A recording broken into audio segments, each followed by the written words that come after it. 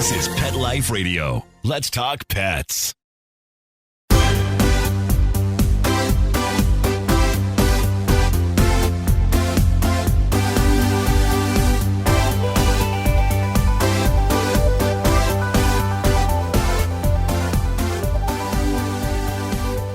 Hello and welcome to Six Figure Dog Business. I am your host, Ty Brown of TyTheDogGuide.com, and this is the show where we help you start or grow your dog-related business to a healthy six-figure per year or more profit. I haven't had an episode in quite some time, and I'm going to explain why, and we're going to get into what you need to do in 2020 if you want to survive and thrive. So stick with us. We're going to be talking about 2021 business tips.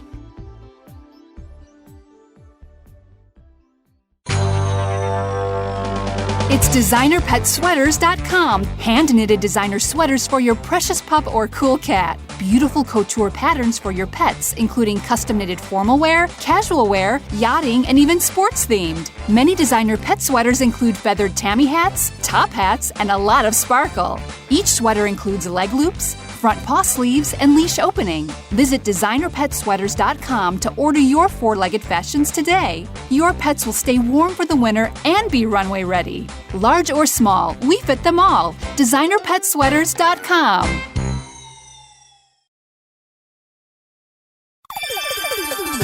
Let's talk pets on PetLifeRadio.com.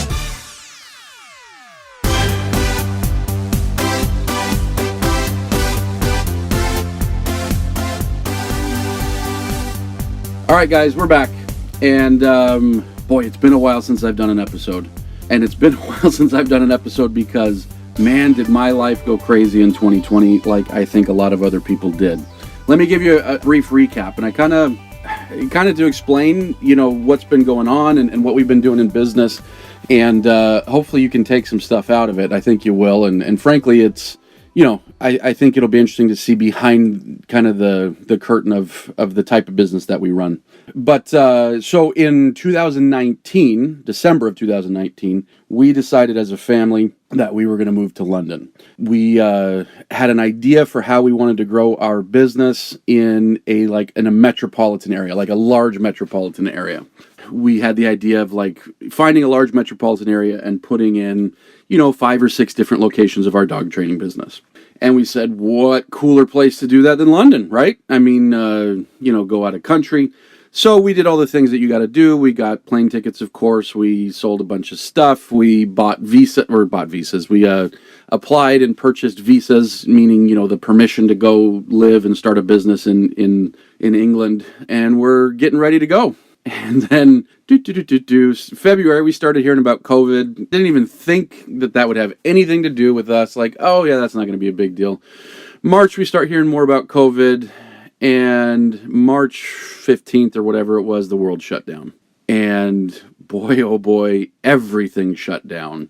For those that don't know, at the time, March 15th, we had our training business consisted of a location in Salt Lake City, Utah. And when I say a location, not a physical location, but we've got, I think we had 6 or 7 trainers working for us, and they work out of their home or they go to the client's home, stuff like that.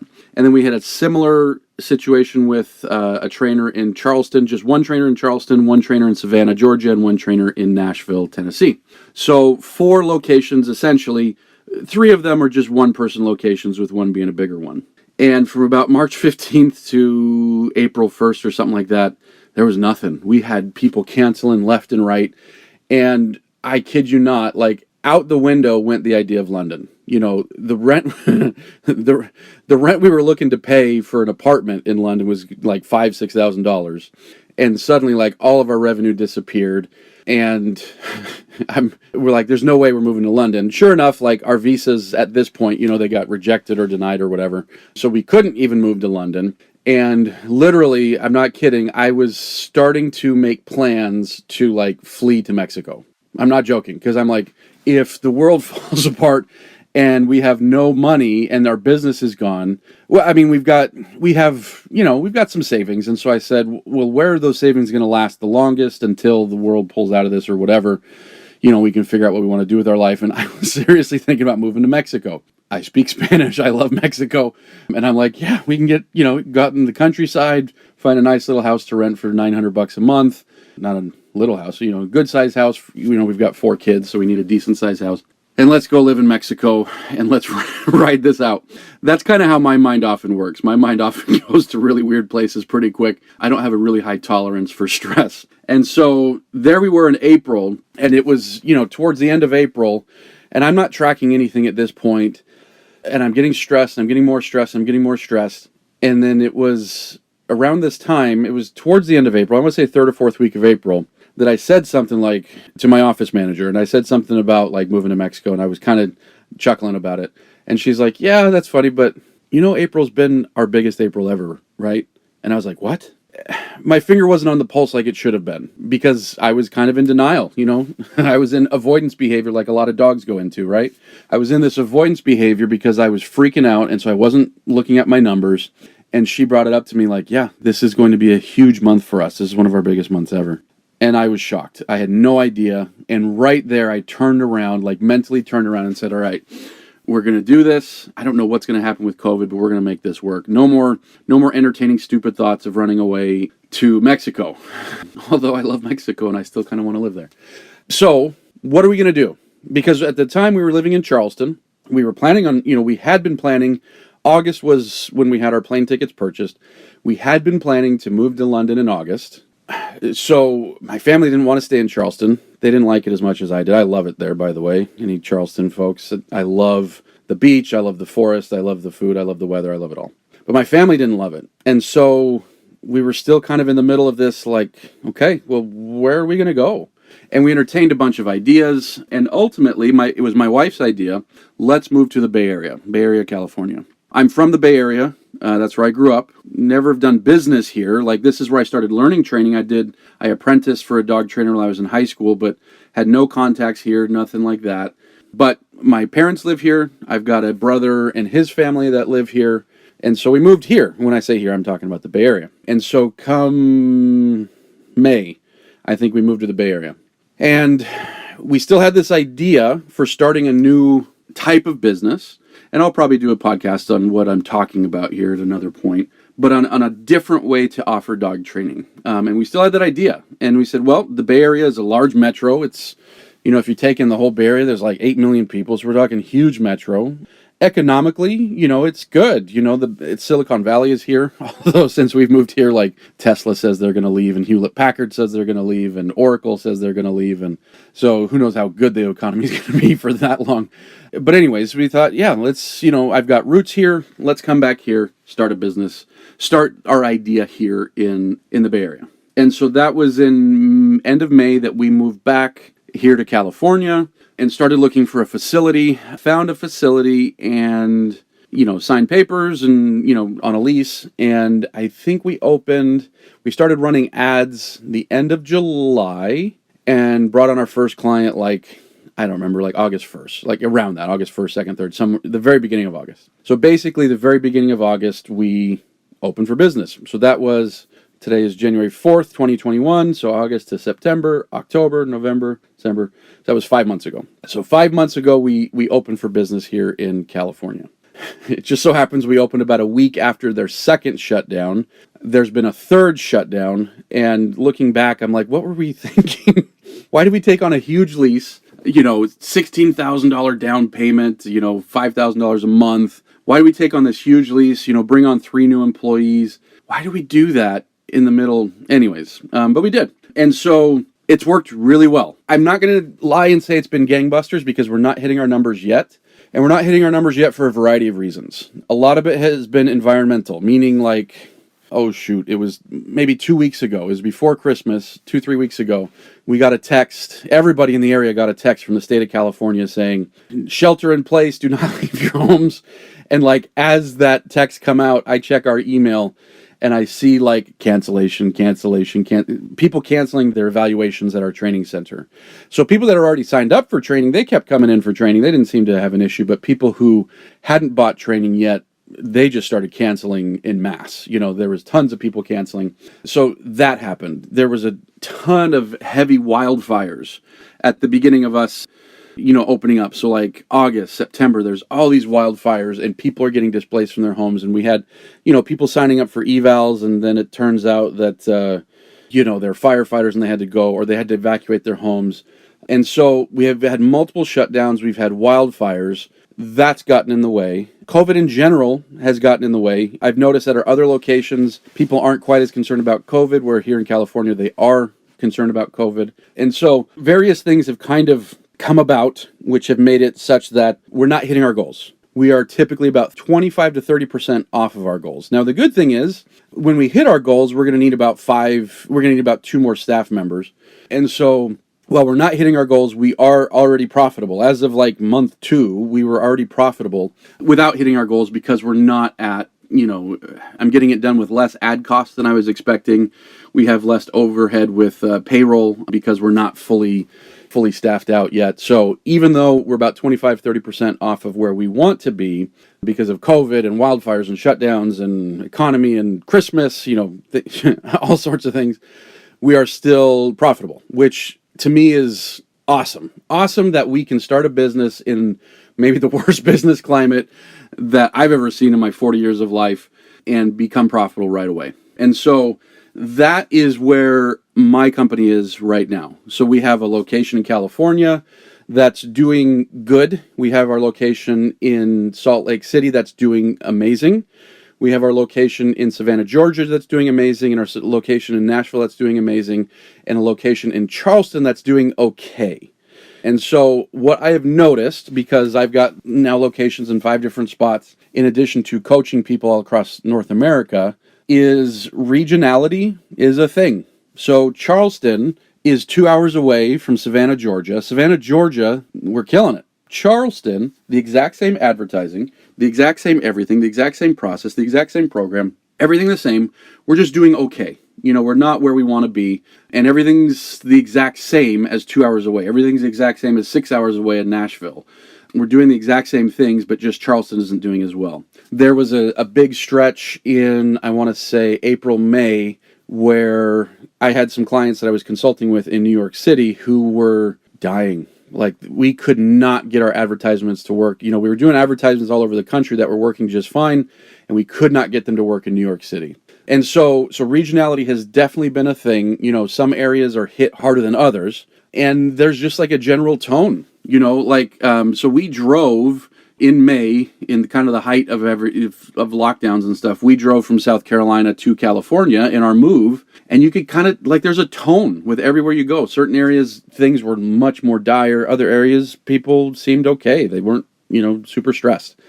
And so there's kind of a tone to certain regions, and that seems to affect. And so New York City, I think, I don't know this, I haven't looked at the numbers, but I think was the hardest hit area anywhere in the U.S., and it was right at the beginning where people were at their biggest worry, and so I think that's why we had such a hard time getting things to work in New York City at that point. Whereas, oddly enough, I was, at the same time was coaching somebody upstate in the Albany area who was doing really well, got booked out months in advance, coaching somebody else in the Poughkeepsie area of New York, so just maybe 2 hours away from the city, and they've been killing it, having their best year ever.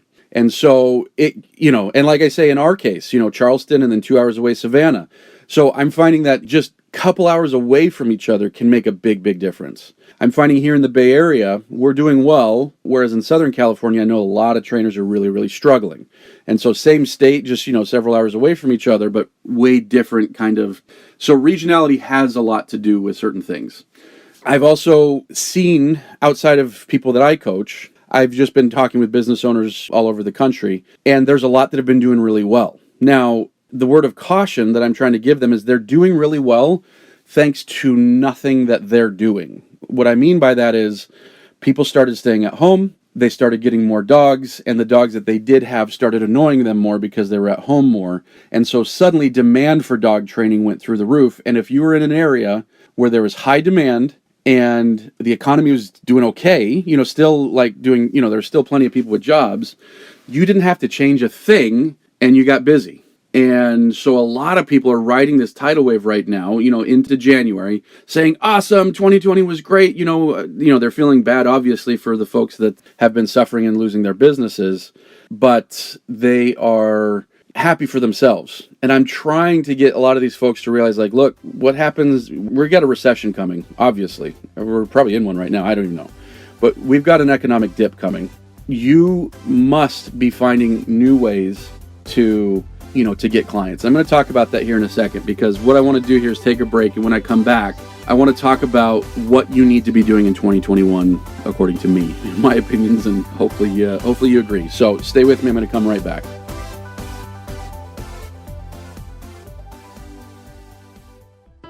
For those fortunate to have experienced the deep bond and unconditional love of a companion animal, the death that follows can be one of the most difficult and misunderstood losses to go through. Many times, this devastating loss goes unrecognized and trivialized by family and friends, leaving grieving pet parents struggling to find healthy ways to cope with the loss. In And I Love You Still, a thoughtful guide and remembrance journal for healing the loss of a pet, Dr. Julianne Corbin calls attention to the difficulties unique to the loss of a beloved pet and provides an interactive and compassionate guide to help you process your loss and work towards coming to a place of peace and healing. For those interested in journal therapy and looking for a professionally written and compassionate resource to help understand and reconcile the grief associated with the loss of your pet, this book is for you. And I Love You Still, a thoughtful guide and remembrance journal by Julianne Corbin, is now available for purchase on Amazon and other major book retailers. Let's talk pets. Let's talk pets On Pet Life Radio. Pet Life Radio. PetLifeRadio.com.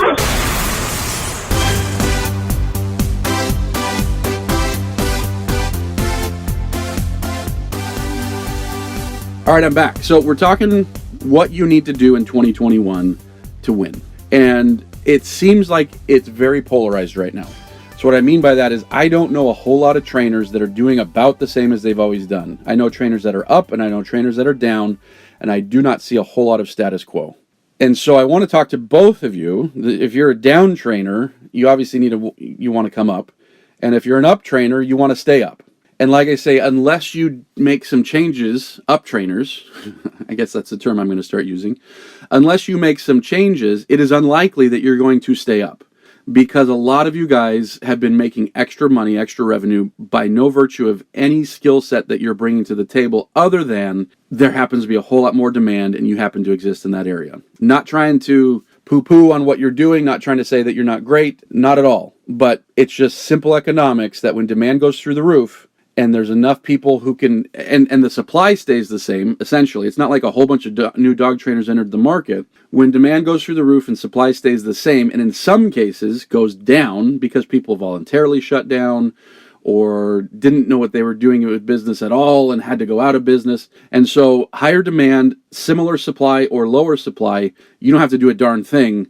You're going to make extra money.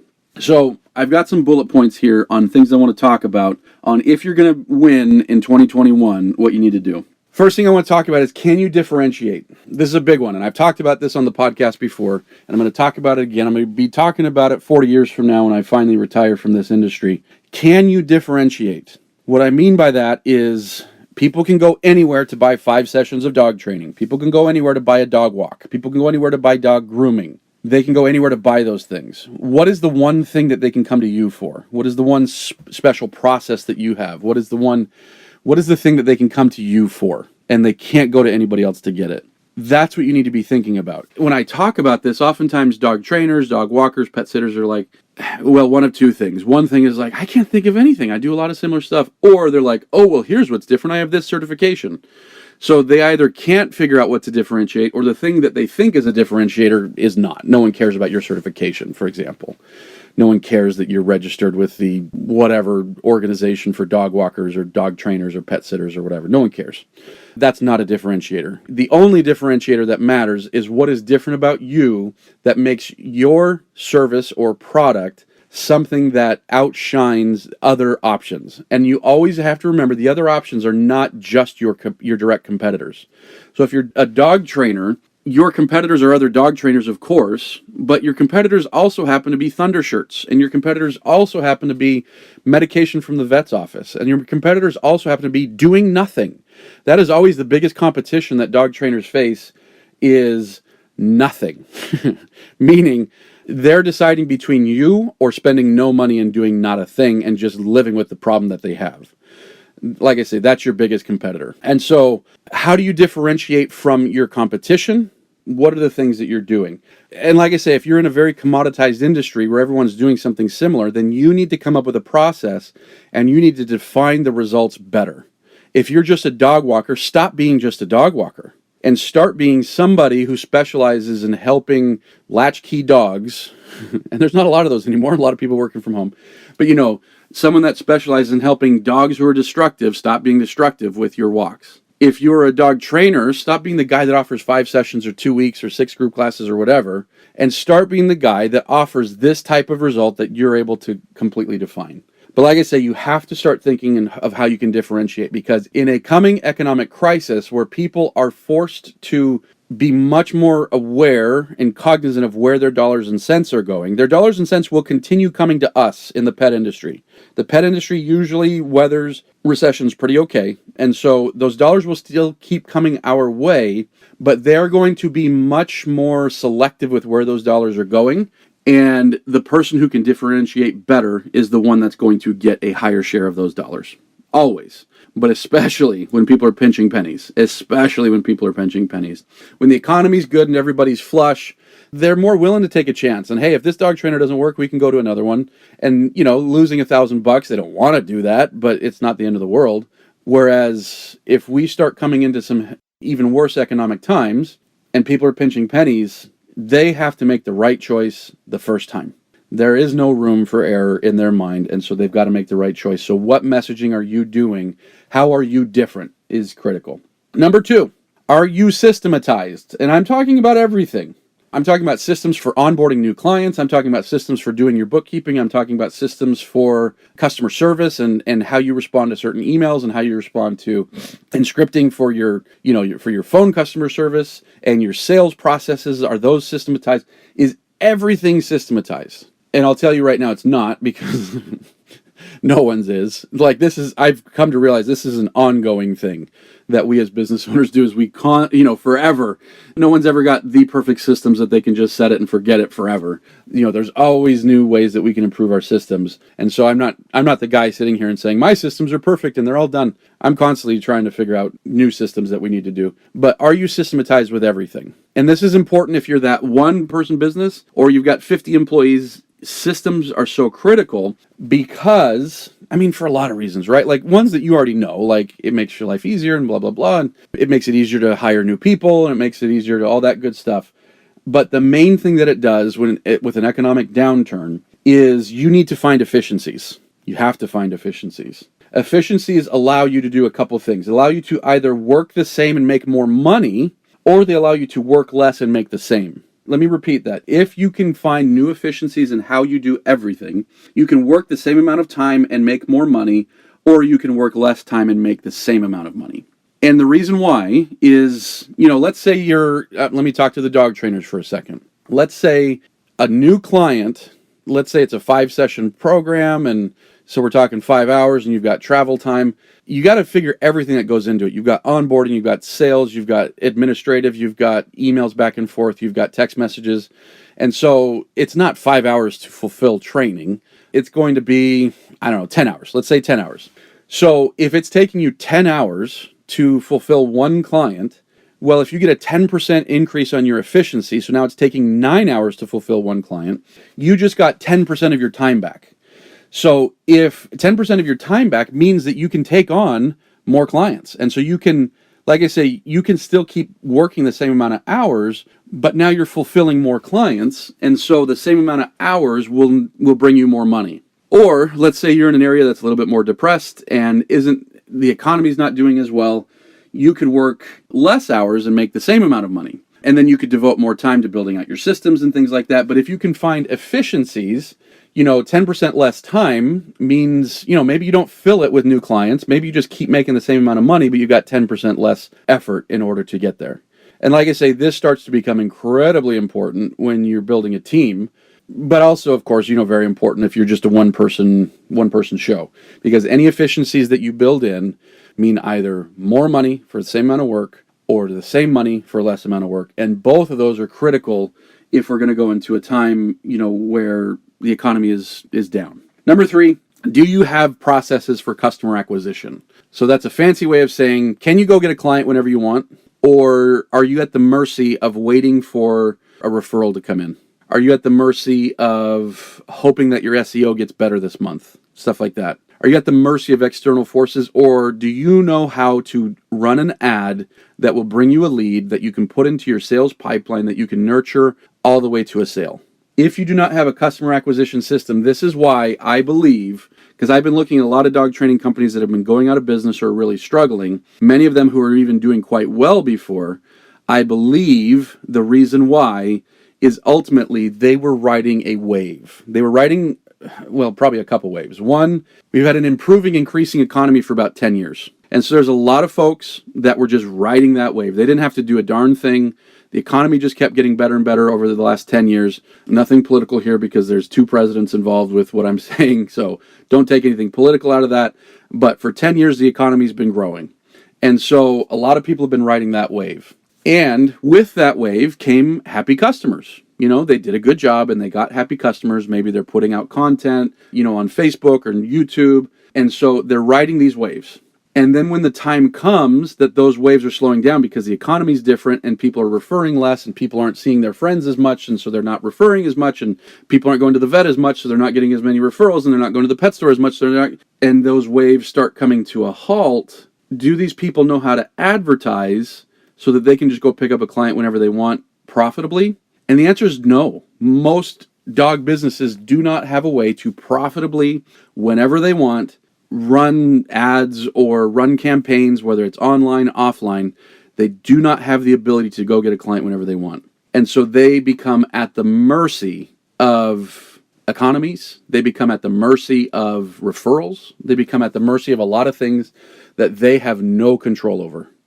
And that's a scary place to be. And if you're in that place or have been in that place, or you can just sympathize with that, even though maybe you're doing great right now, but you realize, this is a hole in what I'm doing, start thinking about how you can create systems, how you can learn advertising so that whenever you want, you can go get a client. I'll give you an example. Like here in California, I haven't counted recently, but when we were 4 months in, we had 150 new clients. 4 months in, 150 new clients. Chew on that for a second, because that's not normal for most dog training companies. Now, 4 months in, 150 new clients, and we had never been in the area. We had no veterinarian referrals. We had no client referrals. We had no client testimonials from the area. We had nothing. There was no walk-in traffic. Our building is in some like industrial park. Nobody's driving by and saying, "Ooh, dog trainer." We had nothing. The only thing we had was Facebook ads and YouTube ads. And we've actually even eliminated the YouTube ads and are just doing Facebook ads now. That's it. So we were able to go out and profitably get customers whenever we wanted. And, to the tune of, like I say, about 150 customers in our first 4 months. And again, that's off of where I want to be. That's about 20-30% off of where I want to be. But we were able to do that because we have systems for customer acquisition, meaning we know how to advertise. Do you know how to advertise? Number 1, do you know how to advertise profitably? Number 2, if the answer is no to both of those or one of those, it's time to start learning how to do that. Now is the time, instead of, when all the stimulus money dries up, and instead of, when we're neck deep in a recession, that's not the time to learn. The time right now is to learn. And then number 4, the last thing I want to say is look at your cash flow. I am not an accountant. I'm not a bookkeeper. This is the weakest part of me running a business, is numbers and stuff like that. I am not an accountant, so I'm not going to pretend to be. All I'm going to do is, to finish up this episode, is I'm going to give you a really good resource that we started using that has made a big difference in the amount of money that stays in our pocket. And it's a book called Profit First. Well, Google it. It's Profit First - something, something, something. But the gist is it's Profit First. And it's a very interesting way of looking at your cash flow, whether you're a one-person business or you've got a team. It's a very interesting way of looking at your cash flow. But I would really recommend that you do it, that you look into it and you start looking at how to manage your cash flow better so that you've got cash reserves, so that you've got money to do the things that you need to do. So you've got money for customer acquisition. So you've got money for expansion. So you've got money for emergencies, whatever the case might be. So those 4 things. Can you differentiate? Are you systematized? Do you have customer acquisition down pat? And look at your cash flow and improve how your cash is moving around in your accounts. Whew! All right, got it all out in just a little bit over a half hour here. So, want to say thanks for listening. I'm going to be better in 2021 about doing episodes. I really love doing episodes, but with starting the new business here in California and a cross-country move and everything that came with COVID and all that stuff, I think it's been 6 months since I've done my last one, or 7 months since I've done my last one. But I'm going to do better in 2021. That's my New Year's resolution to you, because these are fun. A lot of people tell me they really like them. If you do, make sure to reach out to me and tell me the things that you are hoping I can talk about, or maybe we can even talk on here. If you want to do a soundboard session where we go through part of your business, let me know. Thanks for listening. I recommend, while you're here, go hit PetLifeRadio.com. That's where I don't know where you're listening to this podcast. It might be on Stitcher or Pet Life Radio. It could be anywhere, but make sure to go over to PetLifeRadio.com to listen to all the other episodes of this show, Six Figure Dog Business. And while you're there, listen to all the other great shows. There's a ton of cool shows on PetLifeRadio.com. And then when you want to talk to me, head over to TyTheDogGuy.com and say, Ty, I've got money burning a hole in my pocket. Let me give it to you so that you can consult with me on how to grow my business. So thanks for listening. We'll talk to you later. Let's Talk Pets, every week on demand, only on PetLifeRadio.com.